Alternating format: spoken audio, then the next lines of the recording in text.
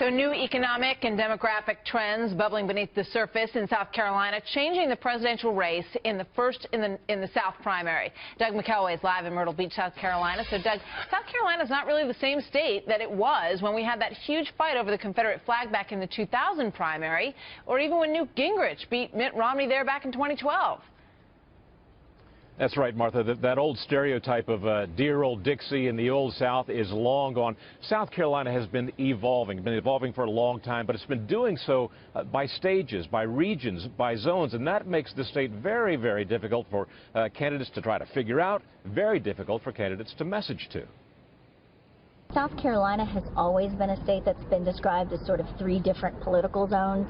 You know, a very conservative upstate, especially religiously conservative, a much more moderate Midlands area, and then a much more liberal low country around the southern part of the state. Yet each of those three zones has been overlaid with complexities. Take the southern zone, the coastal zone where we are right now, talking about Myrtle Beach down to Charleston, down to Beaufort beyond that, Hilton Head beyond that. The gentle old South still exists there, but it's been supplanted in large part by a migration. Mark Sanford is a congressman who represents this coastal area and a former governor who has run for statewide office 6 times, has seen that transformation firsthand. Here he is. If you look at the number of retirees, for instance, that have come here from the upper Midwest to the Northeast, phenomenal retirement belt, not only along the coast of South Carolina, but in the upstate, along the mountains as well. That influx of so-called Yankees to this area may have changed how Donald Trump is perceived in this region. It may have been at one time that Southern sensibilities would have rejected that kind of bombast. Not so much anymore, Martha. Fascinating to see all of it state to state. And South Carolina sort of has a reputation for some quirky election results, sometimes electing some eccentrics, some people who are sort of out of the mainstream. How does that factor in? You know, we talked to Pat Caddell, the Fox News contributor and Democratic pollster, who is from this area.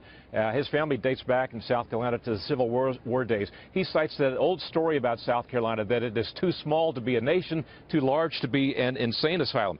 But take the Northern Third, just to talk about the quirkiness of it all. It went for LBJ over Goldwater in 1964. It went for George Wallace in 1968, and then went for Jimmy Carter in 1976. So throw into that mix the changing demographics of the state. Here's Pat. All of these things mean we have new voters who have not been participating. We see them in state elections. We will probably have, I would say, probably a fifth of the voters in this primary will be people who've never voted in South Carolina.